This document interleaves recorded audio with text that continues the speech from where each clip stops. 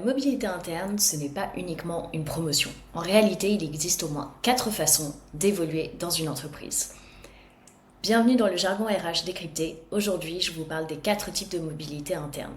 La mobilité interne, c'est le fait pour un collaborateur de changer de poste, de rôle, de mission ou de périmètre, et ce, sans quitter son entreprise. En clair, au lieu de chercher une opportunité à l'extérieur, l'entreprise permet aux talents d'évoluer en interne. Aujourd'hui, je vous parle donc des 4 manières d'évoluer. Premièrement, la mobilité verticale.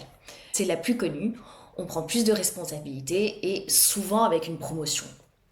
Par exemple, un chargé de RH peut devenir responsable RH. Deuxième type, la mobilité horizontale ou transversale. Cette fois, on change de métier, d'équipe ou de domaine, mais sans forcément monter en hiérarchie. Ça peut être un chargé de RH qui va passer chargé de formation. On est dans du transversal. Troisièmement, la mobilité géographique. Cette fois, on va parfois garder un rôle proche, mais on change de site, de région ou même de pays. Et enfin, quatrième type, la mobilité par mission ou par projet. Le collaborateur va rejoindre temporairement un projet, une mission transverse ou effectuer une rotation de poste pour développer des nouvelles compétences.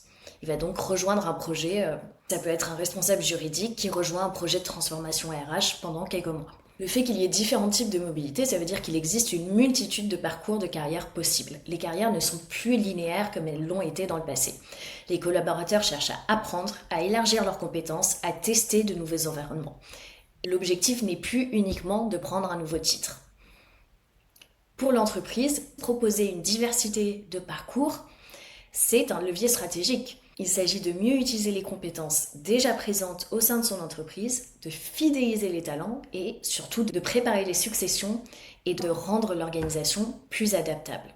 Donc, concrètement, il y a 3 choses à mettre en place. Premièrement, rendre les opportunités internes visibles. Deuxièmement, de cartographier les compétences disponibles. Et enfin, de créer ces passerelles claires entre les métiers. En conclusion, la mobilité interne, ce n'est pas une voie unique. C'est un ensemble de trajectoires qui sont possibles pour faire évoluer les talents sans les perdre. Le jargon RH, c'est fini pour cette semaine. Abonnez-vous pour la suite.